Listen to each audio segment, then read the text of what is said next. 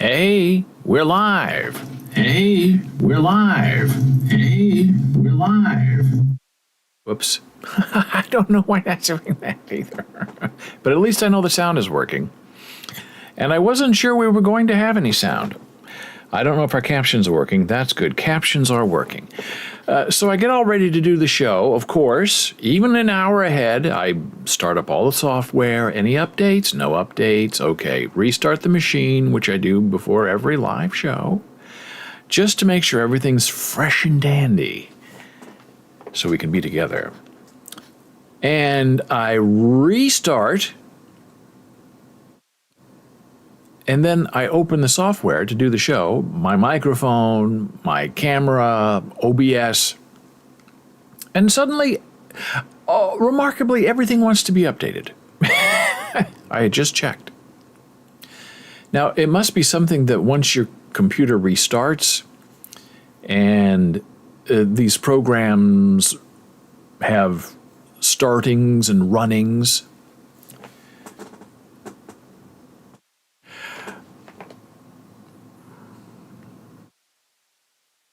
and these this is so weird. I'm getting feedback from multiple places. I'm not sure what's going on. So let me figure out what's going on with the sound. Anyway, it's just very bizarre.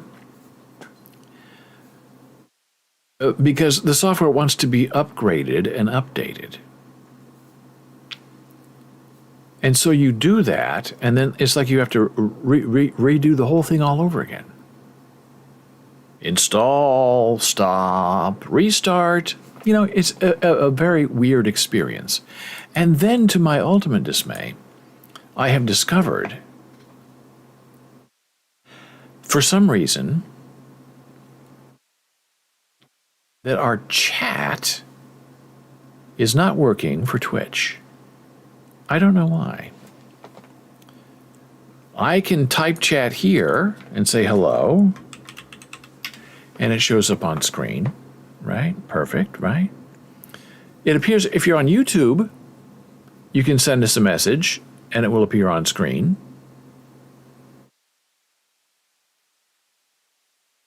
I'm going to go test that right now. Sorry, this is what happens when we have a life like this. I'm going to leave my microphone on. I'm going to run to the other room and see if YouTube, if I type something, if it shows up. Meow.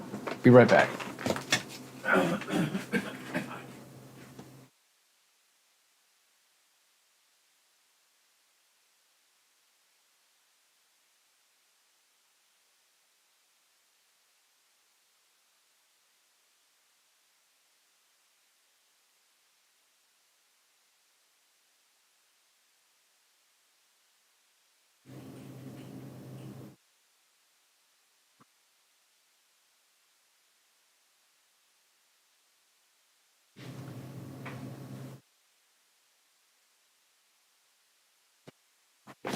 Okay, so hey, did it show up? It did show up. So I was able to quickly log into the Jana Marie Sweetheart's account and use her YouTube account just to see if the chat is working between here and there, and it is. Now, if we go to our new streaming on Kick, which I'll show you. Okay, this is Kick. It's new. A lot of Twitch streamers are moving over to Kick.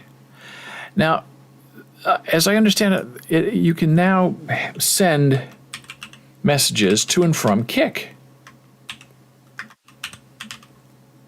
Okay, so I send that message here. You see it there. Now, is it showing up on our screen, our live screen? No, it's not. So that's another weirdo. So my messages on Twitch are not going out and they're not coming in. So I'm guessing the resolution will be I have to remove Twitch from my account and then re-add it to my streaming account. I don't know. It's weird and a little dismaying. But technically, we are online and doing fine.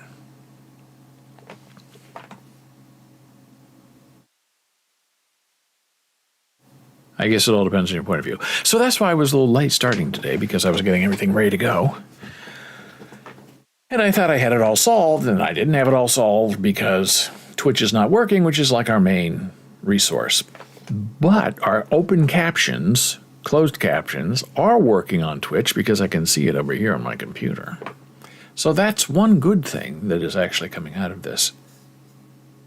The captions are undisturbed. Now, here's another thing that's going on today. As you can see, I have this thing right here. And as you can see, my two previous skin cancers here removed, big white scar. And then there's a scar, then there's this thing here, and then there's a thing next to it. So a week ago, I went into the skin doctor. I had him take a look at these two things on my face, and he immediately didn't even say anything to me. He just got out his syringe and filled it with stuff and stuck me to numb it. And then he scraped it off for a biopsy. And then, I guess because it was burning, and this is sort of his style, he then cauterized both wounds with a hot wire, whatever it's called. So this doesn't really hurt at all. It's just ugly. Scab fell off once, and now it has another scab. This, on the other hand, hurts. It must be right on some kind of nerve thing, because even when he numbed it up, it was still incredibly painful as he was scraping and then burning me. I felt the whole thing. And I know he injected me because he did 2 or 3 times. Maybe didn't wait long enough. I don't know. But there was only one spot that I saw, and then there's another spot farther back that he, I guess, went after as well and scraped it. And that's the problem. You know, if you live alone by yourself, you can't see what's going on behind your head. So I felt a little something there. I asked him about it. He cut it off. This whole thing started a couple of years ago when the sweet Jana Marie saw something on the back of my neck as we were walking in bright sunlight. And she said, "You have a hole in your neck." And I said, as the joke goes, "You mean I have a hole in my head?" "Well, that too. But you have a hole in your neck." So I went and got it checked, and it was sun cancer. It was all fine. Burned off, burned away, and we've been doing that song and dance ever since. So far as I know, everything is sort of okay. Everything we hope, in time, will in fact be fine. I'm checking the closed captions again just because I'm obsessing over this. And it disappoints me greatly that I can't figure out my Twitch chat isn't working. Because it should be working perfectly. Yeah, I sent myself some test chats. Didn't work. Oh no! Have I frozen? Oh, I've frozen myself. Tommy, can you hear me? Hey, we're back. Now that was weird. Very weird. Every once in a while, my camera will do that. Just freeze up, and I freak out, and I restart the machine. Well, this time I didn't have a chance. I don't know why it froze up, but miraculously it looks like it unfroze itself, which is shocking.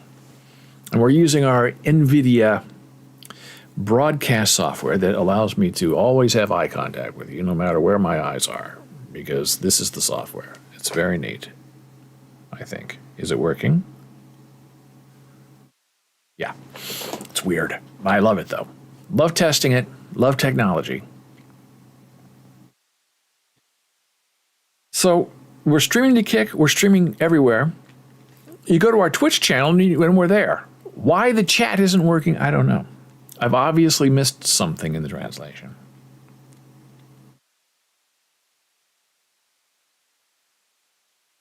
So what else is going on? Well, I guess we'll go on to our topic of today in bigotry. Now, June is Pride Month. And it is the month where gay people, LGBTQ plus people are able to sort of enjoy who they are in a world that is generally set against them And of course, some people get very upset and, oh, it's woke to celebrate Pride in June. I never learned. Turn it off. Oh, and my watch is missing as well. It's been a rough day.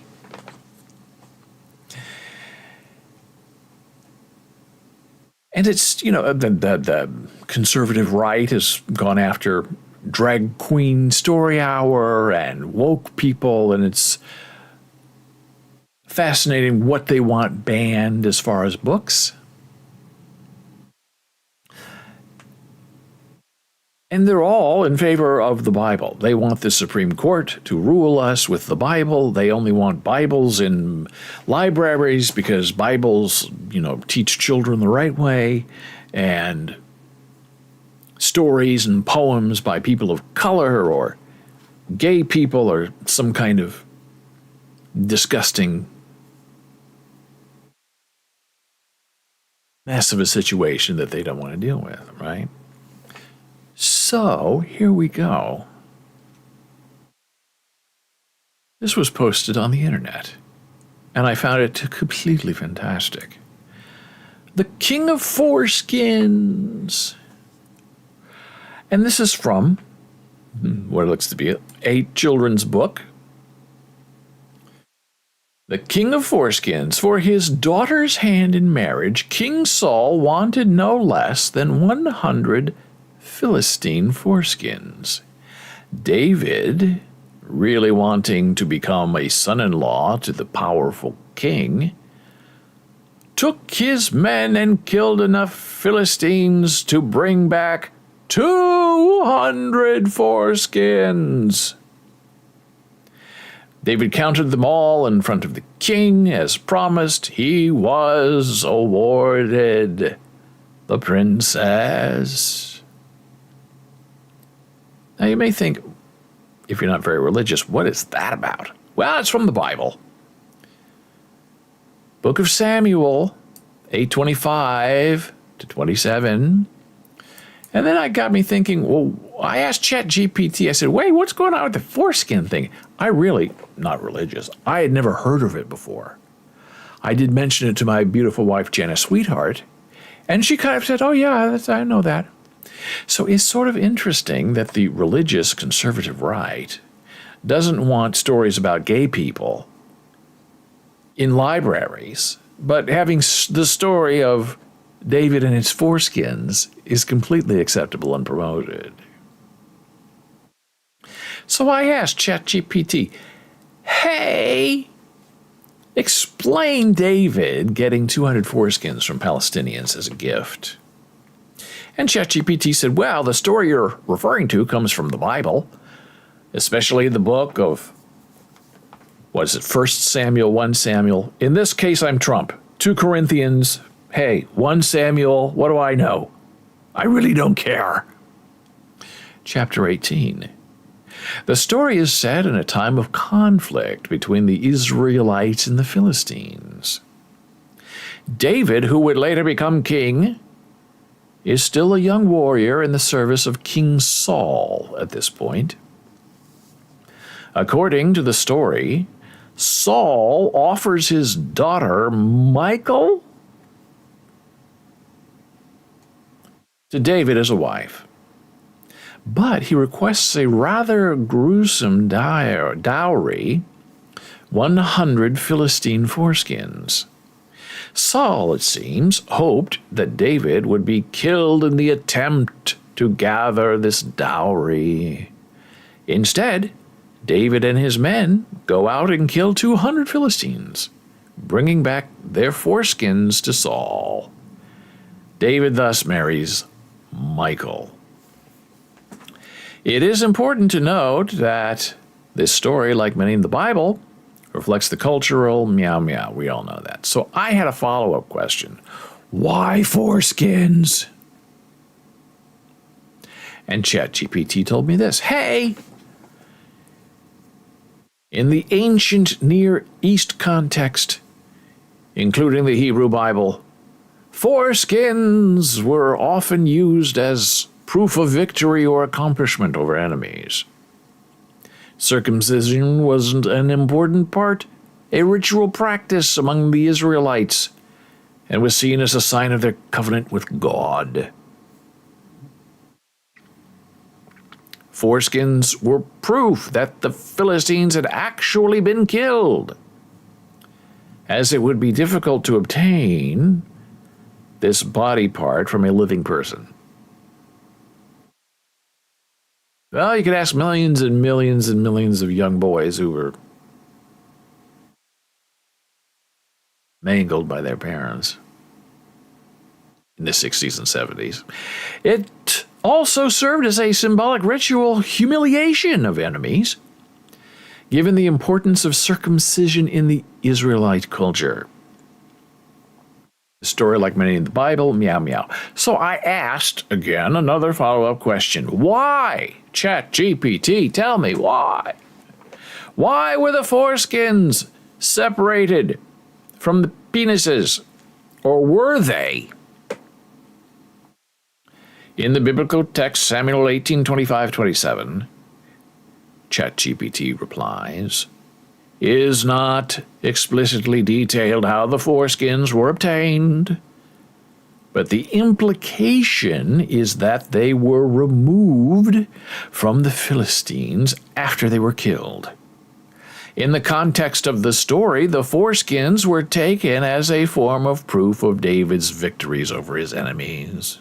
And then again, the story, the culture. So I found that very interesting. That this sort of story, the collection of foreskins to buy a daughter, is perfectly acceptable and celebrated in some conservative communities, while the opposite is not. Meaning, gay people, trans people, they're evil. But the young King David, in his collecting ability, is perfectly saleable and salvageable in the context of the ancient world. It's weird about the things that we choose to celebrate and promote. My favorite saying is, the gun crowd says, well, guns don't kill people. People kill people, right? And then the same people say, oh, books in a library, oh, they turn children gay. It's woke. So guns don't kill people. People kill people, right? Books turn people gay. People aren't born that way. It's a logic I don't understand, and it's a mindset I don't care to know.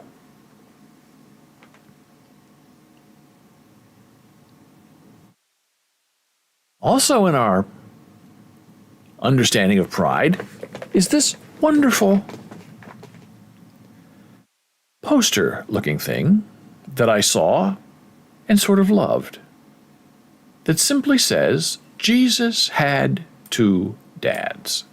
Now, isn't that interesting? Jesus had two dads, Joseph and the Lord. Same-sex parenting. Everyone's doing it. Now, isn't that also interesting as well? Did the baby Jesus have two fathers, yes or no? I don't know, because I don't really care. But from people who do seem to know, he was the son of God, and on earth he was the son of Joseph. Immaculate Conception. Joseph, you are not the father, or Joseph is the father. I don't know. But I think this is an interesting point. Same-sex parenting. Hey, it was good enough for Jesus.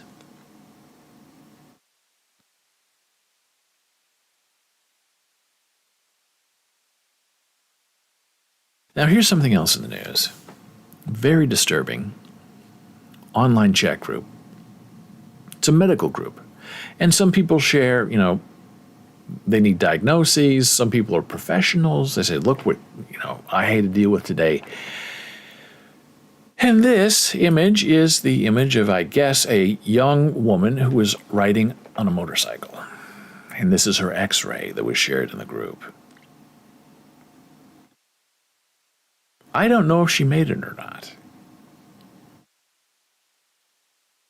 But having a spine broken like that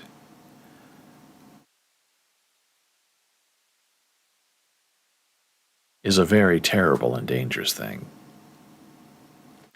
And I know people who love to ride their motorcycles. I have a friend in Lincoln, newscaster, many years, very good motorcycle rider, not a racer, just, loved his bike, worked the early morning shift at the radio station.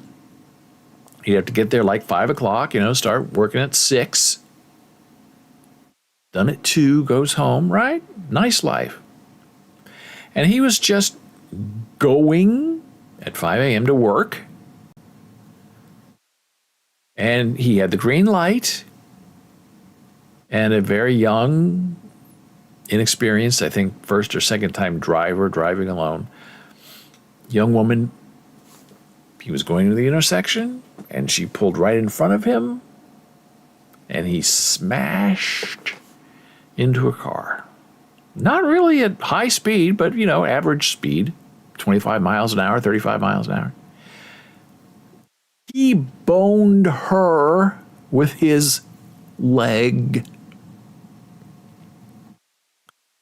And they had to amputate his leg. He lost his leg. So is it his fault for riding a motorcycle? Is it her fault for turning in front of him? Well, obviously, it's her fault for turning in front of him. But you take a lot of risks, as you can see right here, when you ride a motorcycle.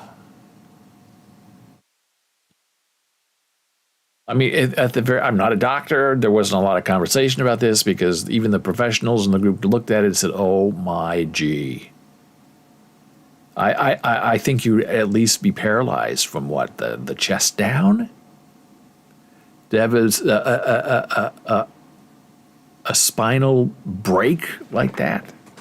I don't think you can sew that back together. Really terrifying stuff. What else is in the news? Well, you learn something new every day. I'm going to tell you about my Italian lessons. But in my studying, I have a lot of dictionaries, and they're all electronic now. In the old days, if you wanted to learn a language or look something up, you had to go find a great big paper dictionary, look up the word, write it down, try to remember it. It was a lot of work. Today, you have 5, 6, 10 dictionaries, glossaries at your fingertips. You just click, and go.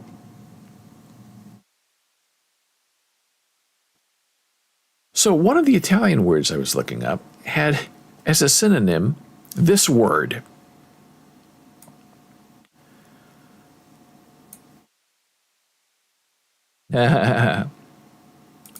Thing on me. I want to say thing mummy, but that's not in there. So I looked it up, and I was just so shocked that's the word.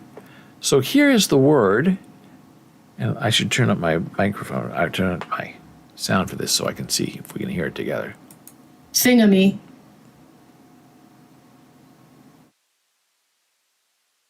Thingamy. Thingamy. I've never heard the word before in my life. 58 years on this earth, I've never heard thingamy before. How is it possible? A person or thing whose name one has forgotten, does not know, or does not wish to mention. It is difficult to know what to make of these complicated thingamies. Thingamy. I had absolutely no clue. Thingamy. You can practice together. Thingamy. Thingamy. Thingamy. Thingamy. Does that really help people learn how to pronounce a word? It's not that much slower, and the animation looks terrible. Thingamy. It just looks ridiculous.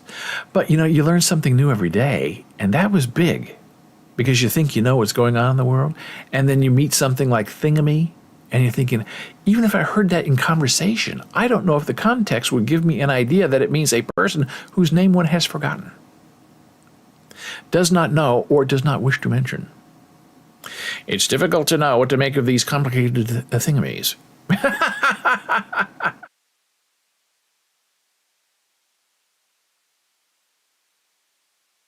It's like non lo so in Italian, which I've learned means I don't know.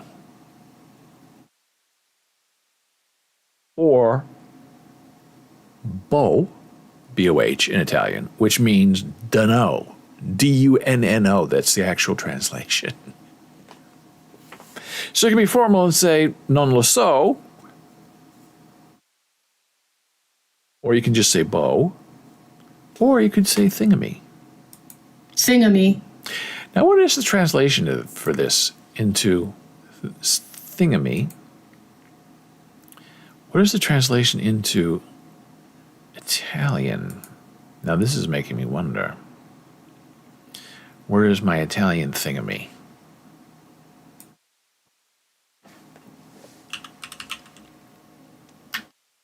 We'll try our DeepL translator, which is not the one I use very much. So let's go with thingamy. Okay. Into Italian is coso or cosiamo. Thingamy. Is that the craziest thing? Absolutely wild. Who knew? Thingamy.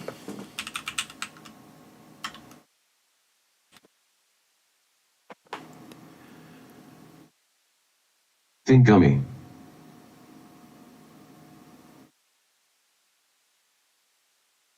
I want to pronounce it in Italian, but I won't. I have a reversal, I think, will do the proper translation into Italian.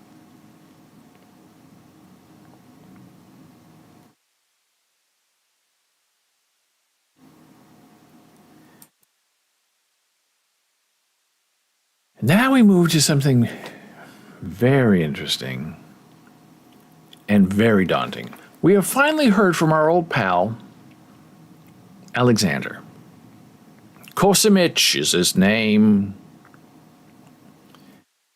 And he's been missing for about 5 months. He used to, send me a little update 2 or 3 times a week. He lives in Ukraine. He's been fighting the war with his family and his friends, and it's just a big mess. And the breaking of the dam has been just horrific. So I sent him a message maybe a month ago saying, hey, where are you? Are you alive? And he didn't respond until this morning. And he did, and he said, I'm here. And then he sent me an invite link to his group here on Discord.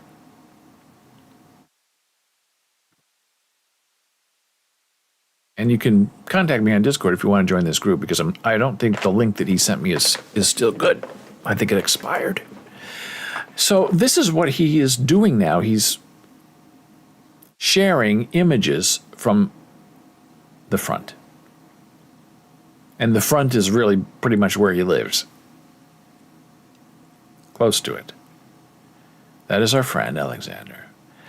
And there are animals that are abandoned, lost. Cats, dogs, they're terrified. During the 4th of July, with all the fireworks going on, imagine living in a war zone and being a cat or a dog. It's sort of a horrible, nasty life. Well, there are good people like Alexander and his friends who, try to take care of these animals that are lost and looking for help. Here he is with a dog. And he has a gun, and he goes and he's on station and keeps an eye out for things. These are his friends. As you can see, these guys aren't, trained military soldiers. 3 of the people in this photograph have flip-flops on. These are just regular, ordinary people who are trying to stop Putin from destroying their country and their lives. And I wish we were doing more. I wish the world were doing more. Now, some of these images are very gruesome. He sent me a very gruesome video, fascinating video that I will not show here, of a medic in Ukraine. And he has a camera on. And he goes, and this guy has a blown off leg. Another guy has a bleeding nose and mouth, and something is coming out of his nose. And it's about 12 minutes long, and it is harrowing. But my friend said, hey, the good news is everybody that medic took care of that day lived. Survived, lived. Oh, boy.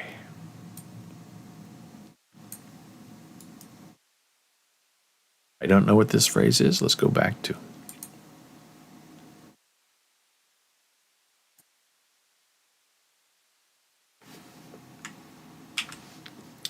Deeple and see what happens. Okay, this is, let's try for Ukrainian.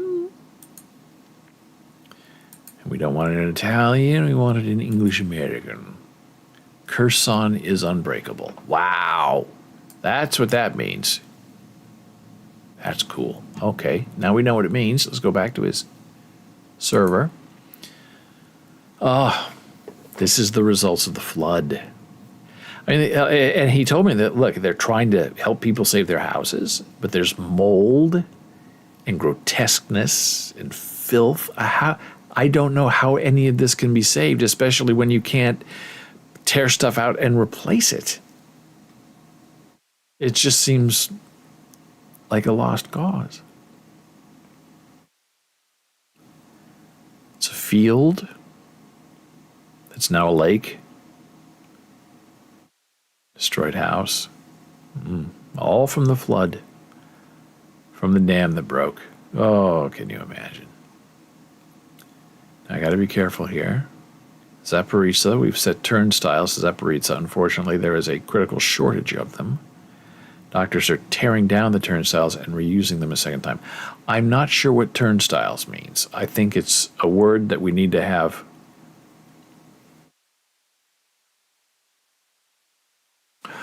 I know what it is. It's tourniquets. But it got translated turnstiles.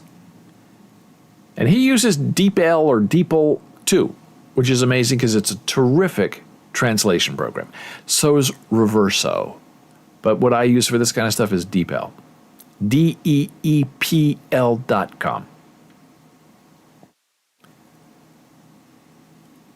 Now we got to go back. We got to go fast by that one. That's a still from the movie that he sent me. This photo shows a French citizen who came to help the people of Kherson. We thank the entire civilized world for helping us stop Putin. Well, that's nice. As you can see, lovely people. They're not soldiers, they're regular people. In a beautiful town that's clean and bright and fresh. Then I show up this morning, say hi, hey.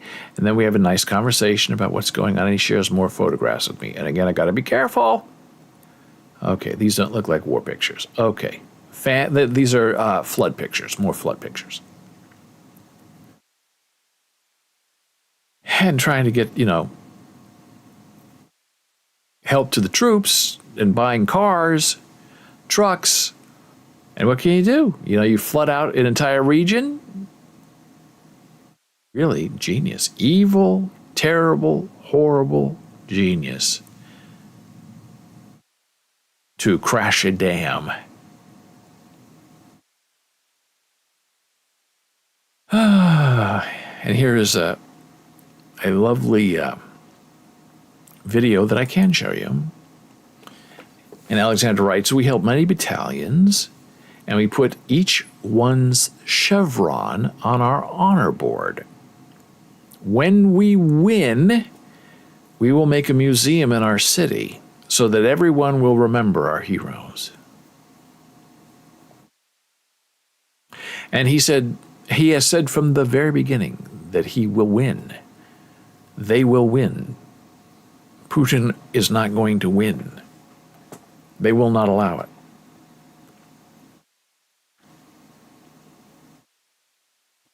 Children sell bracelets they make with their own hands to buy soldiers' necessities. So the kids are involved too. As I said, this is really sad that these young kids are going to be shaped by this war forever and ever. But it will only make them stronger, more determined. And if things go well, it will help them know that doing the right thing matters in the proper context.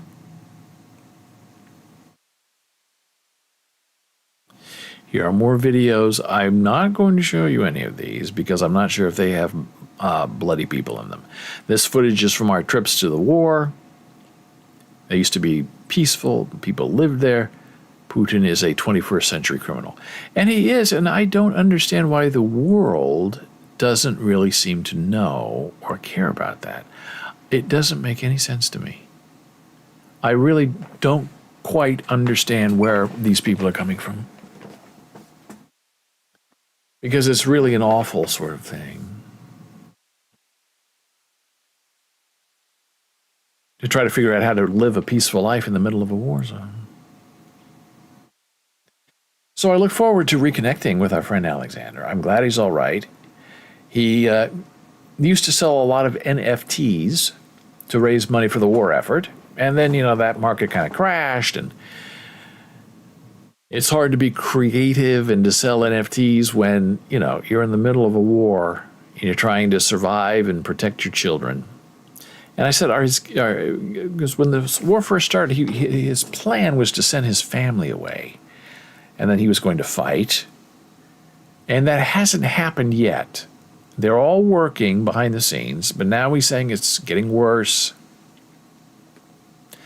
And now he's thinking, the family will stay, but then he finally has to just go and, not just man the checkpoints, but to go out there and actually put on the full uniform and go out there and fight.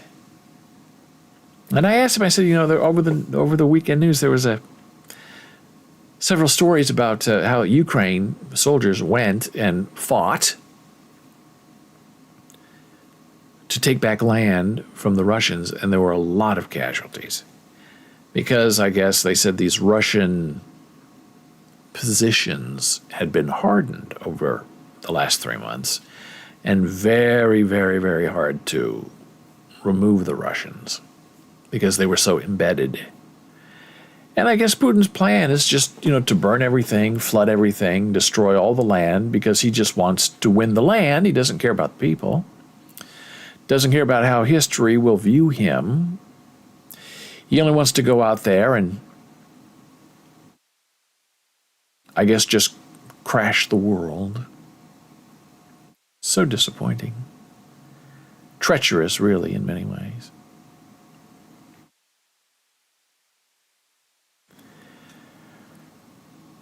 Well, I also wanted to get a little bit into my learning Italian. But I think I'm going to save that for next time because I have a lot of different places to show you and how they all kind of influence each other. But the trick of it is how do you study, on your own, but online, and learn a language? Because a language really,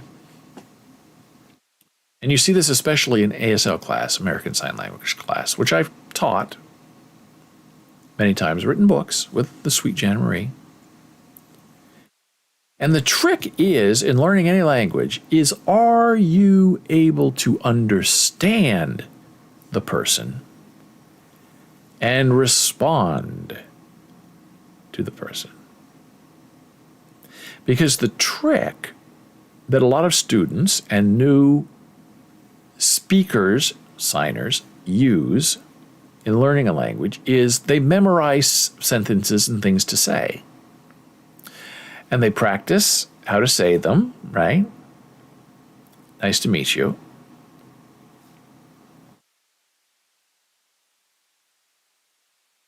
But they're unable to really respond to the other person. If the other person doesn't say, nice to meet you too, if the other person says, hey, I love your red dress, it really goes with your green eyes, the students, the speakers, like, what? What did you say? So you have to be very careful. Now, my initial thought in learning Italian, and this is for our Italian opera project, and you can go to bolesblogs.com and do a look up on why the deaf must sing at the Met. And I'm learning Italian because a lot of the greatest operas in the world are sung in Italian. And I just want to have a base understanding of what they're saying, why, and what context. I don't want to rely on someone else's translation. Although I'll have to, but at least I'll be a little more comfortable with it. Well, I don't really need to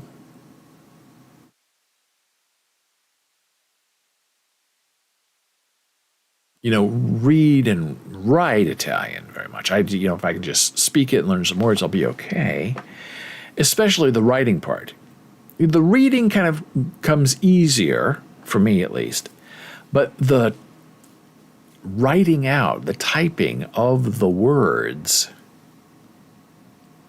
especially in a new language, can be very challenging and difficult.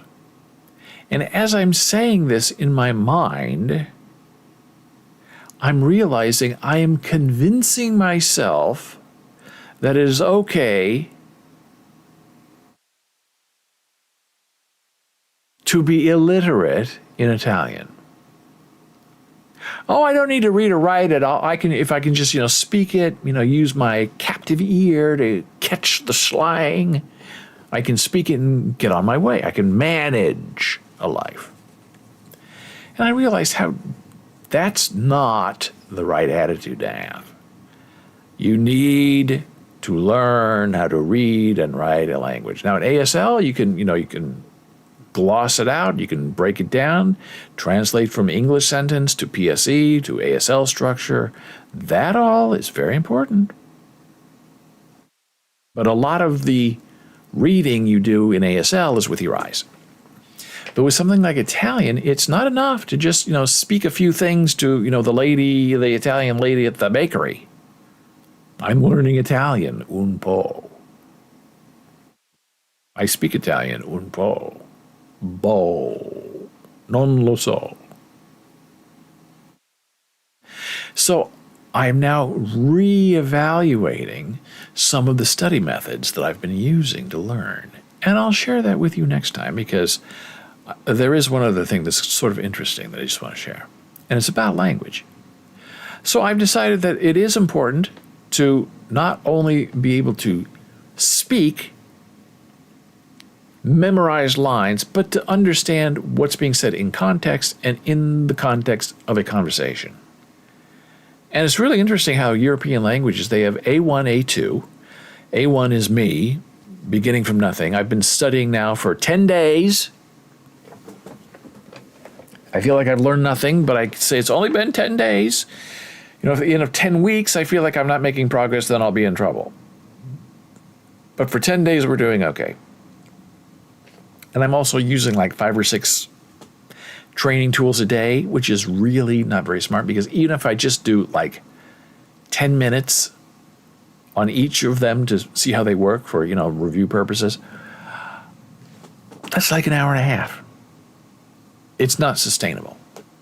And it's a little confusing, which we'll talk about next time.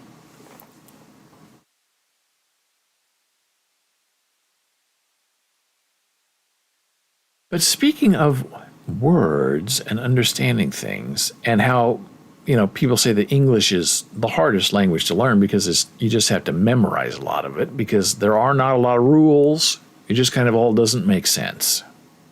Whereas the other language is a little more formal, a little more structured, and you can judge fluency a little easier. Like I said, that in Europe they have A1, A2, beginner, level. Most language programs can get you to A2. Then there's B1, B2, which is like in the middle. And this is all graphed out. You can look at it. It's very specific about what they expect you to know at those levels. Some of these online learning courses can get you to level B1, which is like, kind of I can do a little bit of it. I can, maybe call myself sort of fluent, reading, writing, speaking, understanding. B2 is a little bit better than that. Then there's C1 and C2, which is like born there, natural speaker. That's, for everybody, a lifelong quest to try to get to that. And there are certifications you can take along the way to show I'm A1, A2, B1, B2, maybe even C1 one day. I don't know if a non-native speaker can ever get to C2. I don't know. Maybe you can. But it's a problem that, when you start off learning, you can get to A1, A2. And then getting into the B level is much harder because it takes a lot more work, a lot more interaction, a lot more conversation. And how do you quantify that when you're just like using an app? Do you do live testing? And if so, how do you prepare for that when the apps and the training methods are not really available to get you to level B2? So that's another interesting angle to use. And so I love how people speak in the language they use. And there's a new phrase, no worries. I've talked about that before here. I can't stand that phrase. No worries. I tell you, I'm not worried about anything. Don't tell me to have worries when I don't have worries. You have worries. I'm not crying, you're crying. You have worries, I don't have worries. Oh, it's supposed to rain today. Oh, no worries. Oh, I'm sorry, I bumped you with my elbow. No worries. Oh, I misunderstood what you said. No worries. Why can't you just say it's okay? Or don't worry about it. Or no worries. Well, the newest thing that's in my head is the phrase, and I hear it being used a lot on live streams, online, and it is this phrase. You're not wrong. Now talk about an underhanded compliment that's a slap to the face. You're not wrong. Isn't it better and easier just to say you're right?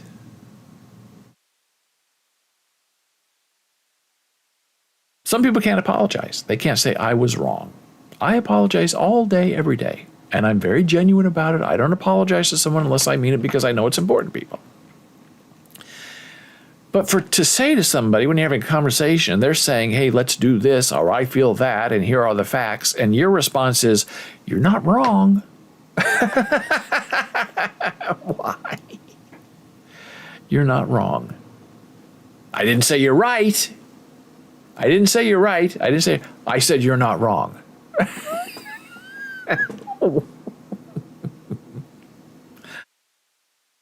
It's just so stupid it makes me laugh. But more and more people are saying it, and I'm trying to figure out when somebody says that to me in real life, and I'm not just listening to it spoken to somebody else, what am I going to say? I think I'm going to say, what do you mean by that? I'm going to ask them. I've never asked no worries, why you're telling me not to worry, because I'm not worrying. I don't understand why you're assuming that about me. But people just say it because it's the thing to say. You're not wrong.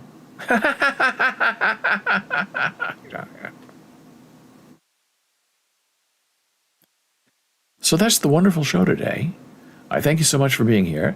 Next time, I hope, unless we get some more interesting information from Alexander about Ukraine, we're going to get into the specifics of how and the methods you use as to why you begin to try to learn a foreign language, and how interesting it is to try to find a clear pathway when there really isn't one when you're on your own. So until then, I thank you so much for being here. You know where to find me. I'll put the links we shared today on our Discord server. I will see you next time. Take care and be well. Bye.